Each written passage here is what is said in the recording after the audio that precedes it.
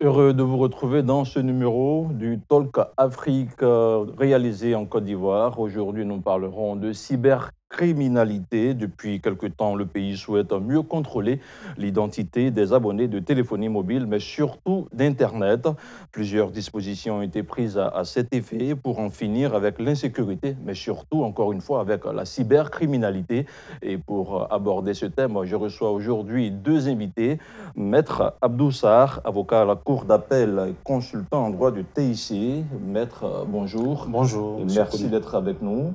En face de Maître, nous avons Nsho Yao, expert en sécurité informatique. Nsho Yao, bonjour. Bonjour. Merci d'être avec nous.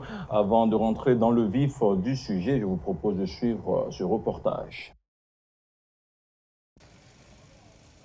En 2013, la cote d'alerte en matière de cybercriminalité a été largement atteinte en Côte d'Ivoire. Depuis, le pays a pu remédier au phénomène des arnaques via Internet, d'où la tenue de ce forum à Abidjan. Cette conférence qui permet à nos experts locaux de pouvoir se frotter aux experts étrangers, pas seulement africains, pour pouvoir savoir quelles sont les bonnes pratiques qu'on a ailleurs en termes de sécurisation de nos ressources informatiques, sécurisation de nos solutions, sécurisation de nos informations que nous mettons dans l'espace cyber. La jeunesse ivoirienne est de plus en plus impliquée dans la cybercriminalité. Ça, c'est un faux truc. Pour les jeunes qui ne veulent pas travailler, les jeunes paresseux là. C'est une perte de temps pour eux en fait. Conscients de la propagation des cyberattaques, les autorités ivoiriennes viennent d'initier un programme d'identification des cybercafés sur toute l'étendue du territoire national. Si c'est le gouvernement qui décide, bon, je pense que ça peut être avantageux pour tous les géants de cyber. L'Africa Cyber Security Conference, qui a ouvert ses portes mardi, se positionne comme un cadre de réflexion sur les questions de cybercriminalité. Le forum prendra fin ce 12 octobre dans la capitale ivoirienne. Voilà, chers messieurs, ce reportage que vous venez de suivre sur la cybercriminalité. Sinon, dites-nous dans un premier temps, Nsho Yao, je commence par vous, qu'est-ce que la cybercriminalité et qu'est-ce qui pourrait expliquer l'expansion de ce phénomène en Côte d'Ivoire dans un premier temps? Je ne pourrais pas donner une définition, on va dire, juridique, mais ce qu'on doit comprendre, c'est qu'il y a des crimes, il y a les crimes qu'on voit l'habitude, comme l'escroquerie, comme les arnaques, etc. Mais aujourd'hui, ceux qui commettaient ces crimes ont compris que l'usage des technologies, ont compris que l'Internet pouvait permettre de faciliter ces crimes-là. Donc aujourd'hui, on parle de cybercriminalité lorsque quelqu'un utilise l'outil informatique, notamment un réseau informatique ou l'Internet tout simplement, pour commettre un crime, pour commettre un crime informatique. Mais en même temps, il y a aujourd'hui certains crimes qui sont purement, on va dire, des crimes par les technologies, par l'Internet. Donc c'est-à-dire, si on n'avait pas cette technologie, on n'aurait pas pu avoir une certaine expansion. Mais justement, d'où vient cette prise de conscience selon laquelle on puisse aujourd'hui commettre des crimes via Internet? Mais il faut comprendre qu'aujourd'hui, on a vulgarisé l'Internet. On a vulgarisé l'Internet, on a donné aujourd'hui à tout le monde d'utiliser les technologies parce qu'on a compris que les technologies étaient une bonne chose pour les Africains pour rattraper leur retard. Mais en même temps, toute révolution est suivi aussi d'un côté pervers, d'un mauvais côté. Et c'est ce mauvais côté-là aujourd'hui qu'on voit beaucoup au travers de ce qu'on appelle aujourd'hui la cybercriminalité. Alors, maître, toute révolution, comme le dit Nsho Yao, est suivie de certains effets pervers. Alors aujourd'hui, vous, en tant qu'avocat à la Cour d'appel d'Abidjan et consultant en droit des TIC, dites-nous à ce jour combien de personnes ont été victimes de cybercriminalité en Côte d'Ivoire? C'est difficile de répondre à cette question parce que lorsque des personnes sont victimes de cybercriminalité, ce n'est pas toujours qu'elles portent plainte, qu'elles se présentent à la police, soit par honte, soit par il y a des obstacles, oui, abandon. En tout cas, elles ne se présentent pas régulièrement à la police. En tout état de cause, il y a un certain nombre de personnes qui ont été identifiées, qui ont été victimes Et bon, c'est certainement parce que le nombre croît, c'est-à-dire qu'il s'accroît, qu'on a trouvé nécessaire de faire intervenir les avocats, les magistrats, également même la police, en ce sens qu'il existe aujourd'hui la direction de la police, la DITT, direction de l'informatique et des traces technologiques, pour essayer d'encadrer ce phénomène-là. D'accord. On essaie d'encadrer ce phénomène en Côte d'Ivoire depuis quelque temps. C'est un phénomène qui, je le rappelle, existe depuis le début des années 2000. Aujourd'hui, M. Yao, hors de nos frontières, la Côte d'Ivoire, on le sait, c'est le hub de la culture et de bien d'autres choses. Mais il faut le dire que ce phénomène est parti d'Abidjan, s'est étendu aux autres pays de la sous-région. Il faut rappeler rapidement que le phénomène n'est pas parti d'Abidjan. Ça vient généralement des pays anglophones, pour ne pas citer des pays où il y a une réelle expansion de ce phénomène dans ces pays d'abord. Vous savez, par exemple, la cybercriminalité, lorsqu'on parle de la cybercriminalité, quand vous faites des recherches même sur Internet, vous allez voir qu'on parle, quand on parle d'ANAC, on va parler de 419, c'est-à-dire la loi 419. La loi 419 n'est pas une loi ivoirienne, c'est la loi d'un pays anglophone que vous ne voulez pas citer. Voilà, donc pour dire que ce n'est pas quelque chose qui a commencé en Côte d'Ivoire. Mais lorsque, dans ces pays, il y a eu une certaine répression, ces personnes qui étaient dans ces pays anglophones sont venues vers la Côte d'Ivoire. Il y a un avantage aussi, c'est que souvent en Côte d'Ivoire, on apprend rapidement, on apprend vite, et il faut savoir en même temps qu'on était dans une phase aussi de crise politique, militaire, etc. Donc, qui a donné à ce phénomène une certaine expansion. Mais lorsque la répression a commencé en Côte d'Ivoire, ces mêmes personnes, ou beaucoup de gens qui pratiquaient ces crimes au niveau de la Côte d'Ivoire, ont été obligés de partir vers d'autres pays. Et finalement, aujourd'hui, la Côte d'Ivoire n'est plus le hub en matière de cybercriminalité. D'accord, c'est une bonne nouvelle. Voilà, la Côte d'Ivoire n'est plus le hub en matière de cybercriminalité. D'autres pays sont touchés, et bon, d'autres pays sont touchés, ce n'est pas une bonne nouvelle pour eux. Malheureusement. Alors, maître, dites-nous, vous, en tant qu'expert de la question de cybercriminalité, surtout des TIC, aujourd'hui, quelles sont les mesures qui ont été prises effectivement par les autorités ivoiriennes afin d'endiguer ce phénomène? En fait, avant de parler de ces mesures, il faut parler de l'état des lieux. Allez-y. En matière de législation. Il y a quelque temps, il y a à peu près une dizaine d'années, la législation ivoirienne était totalement inadaptée. Le code pénal était inadapté, la procédure pénale était également inadaptée. Le code pénal était inadapté parce que, avec la cybercriminalité, il y a eu une mutation des comportements cybercriminels.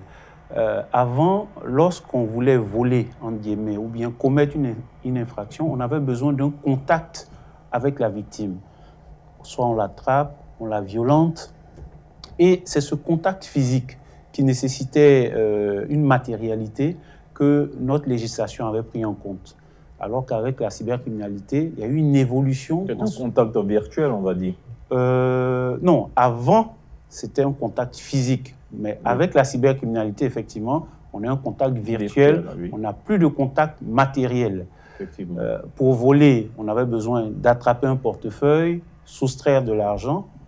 Mais avec la cybercriminalité, le délinquant est dans son salon, à partir d'Internet, il réussit à subtiliser de l'argent. Et notre législation n'avait pas pris cette évolution en compte, en ce sens, comme je dis, que la législation était focalisée sur la matérialité. D'accord. La matérialité. On ne pouvait pas parler de vol de fichiers informatiques, par exemple, parce que le fichier informatique, c'est quelque chose d'immatériel, alors que notre législation ne parle que de vol d'éléments matériels. On peut voler un téléphone portable, on peut voler des billets de banque. Alors, la législation, elle a été toilettée depuis. Aujourd'hui, quels sont les textes qui prévalent en la matière? Il y a plusieurs textes au plan d'abord international, au plan régional et puis au plan local. Au plan international, il y a la convention qu'on appelle la convention de Budapest. C'est vraiment le premier arsenal juridique pour lutter contre la cybercriminalité. C'est un texte de 2001 qui est parti d'Europe et regroupe un certain nombre de pays qui se sont associés pour, sentant l'évolution de la cybercriminalité, se sont associés et ont mis en place un certain nombre de textes pour lutter contre la cybercriminalité. Ensuite, au niveau africain, au niveau régional, la CEDEAO a également réagi en prenant un certain nombre de dispositions. Enfin, au plan local, depuis 2013, on a une loi spéciale qui lutte contre la cybercriminalité, qui a vraiment encadré ces comportements cybercriminels comportements qui n'étaient pas pris en compte par l'ancienne législation. Tout à fait. Depuis 2013, nous avons peut-être une trentaine de nouvelles infractions qui, avant, n'existaient pas. D'accord. Alors, nous allons partir dans les rues de la capitale économique ivoirienne, écouter les Ivoiriens qui se prononcent sur ce phénomène. La cybercriminalité, c'est un moyen pour les hommes aujourd'hui de faire de l'arnaque ou d'utiliser l'Internet pour avoir certaines choses comme on le dit, pas net. Il y a eu une période où le taux de chômage était vraiment élevé pour la jeunesse ivoirienne en question. Donc, je pense que c'est ce qui a vraiment contribué à ce phénomène-là. Et comme je le dis, la plupart du temps, sont des jeunes qui s'adonnent à cela. Et d'autres sont souvent déscolarisés, viennent de familles défavorisées. D'autres aussi, c'est par effet de mode. C'est d'essayer de faire appel à ces jeunes-là et puis voilà, et faire une offre d'emploi ou bien une formation qualifiante qui pourrait... Et ces jeunes-là même sont vraiment utiles pour l'État puisqu'ils ont une connaissance informatique.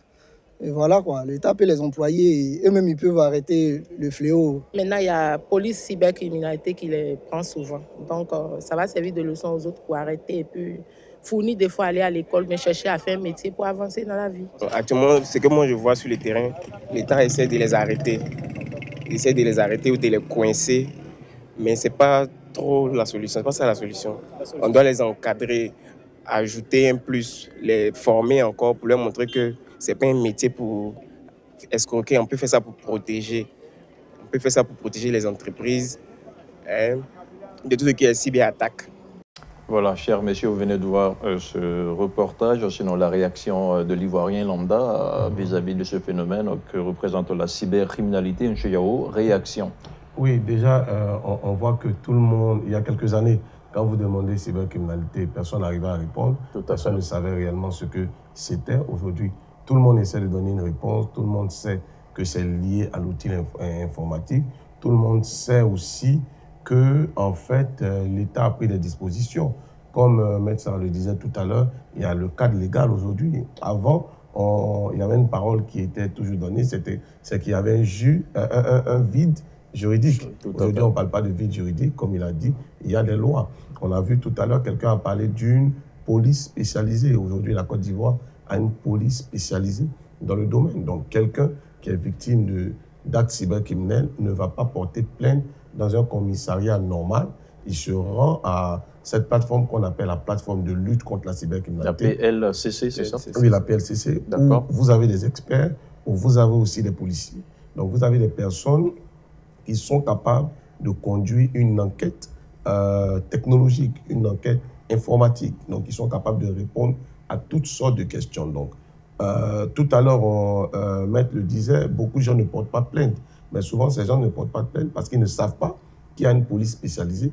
Ils ne savent pas qu'il n'y a plus de juge. Justement, comment vulgariser cette information? Comment atteindre ces différentes couches de la population? Oui, d'abord, c'est la sensibilisation. C'est la sensibilisation. Et je crois que l'État est en train de faire cette sensibilisation avec des associations. Aujourd'hui, en Côte d'Ivoire, il y a par exemple l'association de recherche en sécurité informatique et plusieurs autres associations qui font de la sensibilisation, qui vont vers plusieurs couches de la population pour expliquer aujourd'hui qu'il y a une police. Et même la plateforme de lutte contre la cybercriminalité, la TCI, et l'ARTCI, qui est l'autorité de régulation en Côte d'Ivoire, des télécoms en Côte d'Ivoire, fait aussi des campagnes, notamment dans les écoles, notamment à la télé, etc., pour expliquer aux gens qu'il y a aujourd'hui, que l'État comprend ces choses et l'État est en train de trouver des solutions.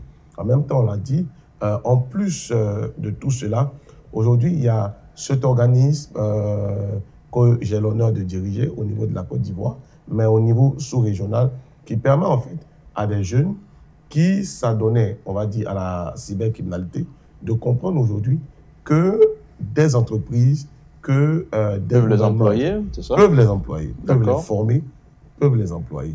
Et ils ont plein de cas, ils ont plein d'exemples. Ils peuvent se former et entrer en entreprise. On a prouvé en 2011, 2012, quand on parlait de cela, les gens n'y croyaient pas, mais aujourd'hui, ils sont en train de voir que beaucoup de jeunes sont en train d'entrer en entreprise. Pourquoi je vais avoir une connaissance inouïe et aller en prison avec? Très bien. Alors, Maître, avec tout ce qu'on vient d'entendre, quelle est votre appréciation de la vie des Ivoiriens? Bon, ce que je retiens, c'est que à travers leur réaction, ils ont l'esprit de cybersécurité. Cybersécurité. Qui n'existait pas avant. Hein? Oui, qui n'existait pas, mais ça devient plus formel. Aujourd'hui, qu'est-ce que c'est que la cybersécurité? C'est toutes les actions qu'on peut mener pour lutter contre la cybercriminalité. Et ces actions peuvent être multidimensionnelles. On a une action, une réaction au plan législatif. Je l'ai dit tout à l'heure, il y a une nouvelle loi qui existe. Il y a une action au niveau de l'information, au niveau de la formation, la sensibilisation et la vulgarisation. Donc toutes ces actions-là mises ensemble forment un socle, une défense contre la cybercriminalité. Donc c'est ce qu'on appelle globalement la cybersécurité. Alors, puisqu'on parle de législation aujourd'hui, nous sommes pratiquement dans la deuxième partie de notre émission. Aujourd'hui, quelles sont les ripostes les mieux appropriées afin de mettre fin à ce phénomène-là? Bon, avant de parler de législation, il faut d'abord que, comme le disait M. Michaud, il faut que les Ivoiriens soient informés qu'il existe des textes, qu'il existe une police spécialisée pour les protéger. Donc, une fois que ces deux choses-là sont sues, le reste peut venir petit à petit. Mais au-delà de ça, il faudrait aussi que notre législateur continue à chercher. Il faut savoir qu'en matière de nouvelles technologies, en matière de cybercriminalité, les années se comptent peut-être en trimestres ou bien même en 2 mois. C'est-à-dire que les choses évoluent tellement vite. Une fois qu'il y a une riposte législative, les cybercriminels cherchent déjà comment contourner la riposte et essaient d'inventer de nouvelles techniques pour subtiliser de l'argent. Donc il faut toujours être update, comme on dit dans le domaine, être à jour et avoir régulièrement de nouveaux textes et vulgariser ces nouveaux textes. Alors, M. Yao, aujourd'hui, l'Ivoirien lambda a besoin de sécurité. Alors, comment s'auto-sécuriser face à ce phénomène? Ok, j'ai l'habitude de dire on ne peut pas se protéger de ce qu'on ne connaît pas. On l'a dit et on doit le savoir. La première chose, c'est d'être informé. Être informé comment? Être informé par ce type d'émission, être informé par l'Internet, être informé en faisant de la recherche. Donc, la première chose, c'est d'être informé. Ensuite, lorsque vous êtes informé, vous allez voir qu'en utilisant la technologie, en utilisant même les moteurs de recherche sur Internet, vous allez voir qu'il y a tellement d'outils aujourd'hui pour se protéger. Les gens doivent savoir aujourd'hui que lorsque je vais sur Internet, je ne suis pas seul. Je ne suis pas seul, c'est vrai que je me crois seul. C'est un monde qu'on retrouve. Oui, je me crois seul devant mon ordinateur, seul sur mon ordinateur, mais il y a des gens qui sont connectés avec moi. Et vous savez, la base de ce qu'on appelle le réseau, c'est l'échange. Échanger veut dire envoyer quelque chose vers quelqu'un, mais échanger veut aussi dire que quelqu'un a la possibilité de prendre quelque chose chez moi. Cela veut dire que même si j'ai mon téléphone et que c'est mon téléphone, je ne dois pas prendre n'importe quelle photo avec mon téléphone parce que toute personne a la capacité d'extraire ces photos de mon téléphone. Et ça, c'est possible. Oui, et ça, c'est possible. Lorsque les gens comprennent que tout est possible avec Internet et que lorsque je suis connecté à Internet, je ne suis pas seul, les gens commencent à faire plus attention. Et comme il a dit, le reste peut venir pas à pas. Est-ce qu'on n'est pas en train d'aller vers le phénomène de Big Brother en Côte d'Ivoire et en Afrique de façon générale? Bon, on n'est pas encore arrivé à ce niveau-là, mais dans tous les cas, il faut, ce que je dis, il faut toujours de la formation, de la sensibilisation. Une fois qu'on a la formation, qu'on a la sensibilisation, même le phénomène Big Brother, on peut le comprendre, on peut savoir que c'est nécessaire. Aujourd'hui, il y a des caméras partout. Un peu partout à Abidjan. Un peu partout.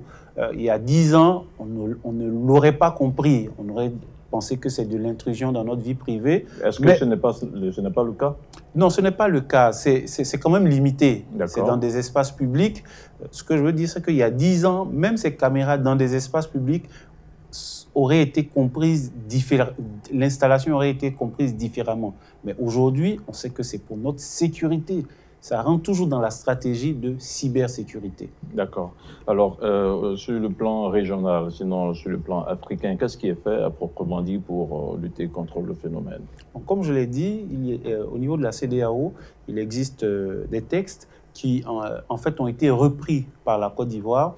On s'est rendu compte qu'il y avait un foisonnement hétéroclite de textes dans plusieurs pays, que ce soit le Burkina, le Sénégal, le Mali, le Togo. Bon, il y a certains pays même qui n'avaient pas de texte, mais il y avait un foisonnement de textes. Donc, ce que la CEDEAO a souhaité, c'est avoir une harmonisation. Un seul texte pour tous les pays. Pour pour les juristes ou bien même ceux qui ne le sont pas, vous avez déjà entendu parler de l'espace OHADA. Tout à fait. C'est le droit des affaires. On a essayé d'harmoniser le droit des affaires. Donc, en matière de cybersécurité, ça a été la même chose au niveau de la CEDEAO. On a essayé d'harmoniser en prenant un texte sur la cybercriminalité, un texte également sur la protection des données à caractère personnel. Donc, tout ça pour harmoniser les législations et permettre une lutte efficace contre la cybercriminalité. Alors, avant de terminer cette émission, moi, j'ai envie de vous soumettre un cas pratique. Je suis brouteur, comme on le dit en Côte d'Ivoire. J'ai arnaqué plusieurs millions d'euros à des personnes qui sont sur le continent et même en dehors du continent. Alors, aujourd'hui, je tente une reconversion, mais je suis brouteur devant la loi. Qu'est-ce qu'on fait de moi? Vous savez, certainement, Maître aura beaucoup à dire parce qu'on a parlé de devant la loi. Ce que nous comprenons, je suis brouteur, je dois me reconvertir rapidement.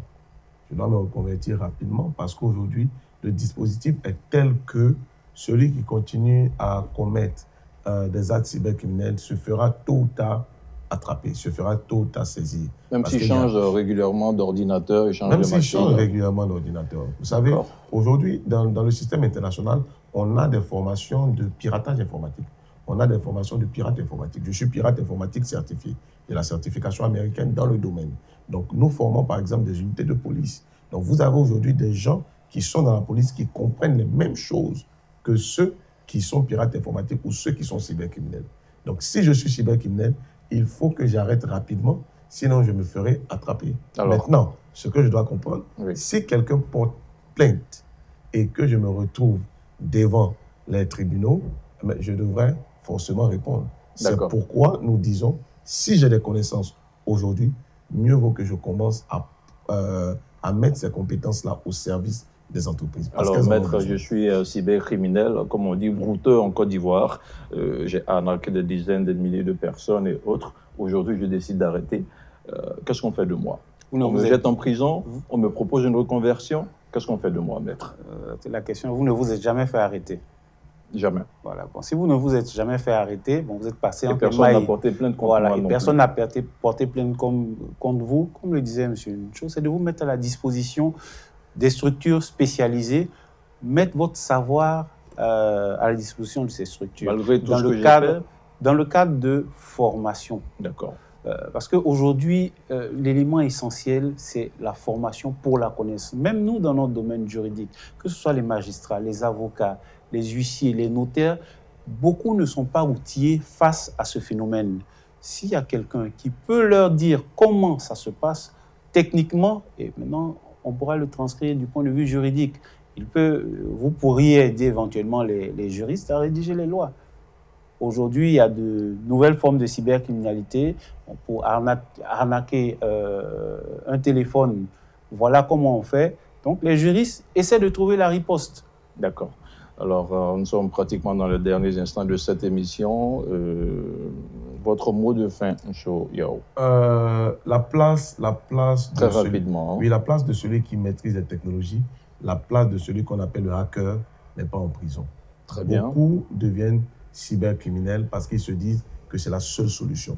Je crois que cette émission, en quelques minutes, leur a démontré qu'il y a aujourd'hui des entreprises et il y a aujourd'hui des unités spécialisées qui veulent les recruter. C'est une réalité en Côte d'Ivoire. Très bien. Et je crois que c'est une réalité dans beaucoup de pays. Très bien. Ils doivent se mettre au service de leur nation. Maître Sarr, votre mot de fin. Pour moi, c'est d'abord vous féliciter d'avoir choisi ce thème. Et le dénominateur commun pour moi, c'est la cybersécurité.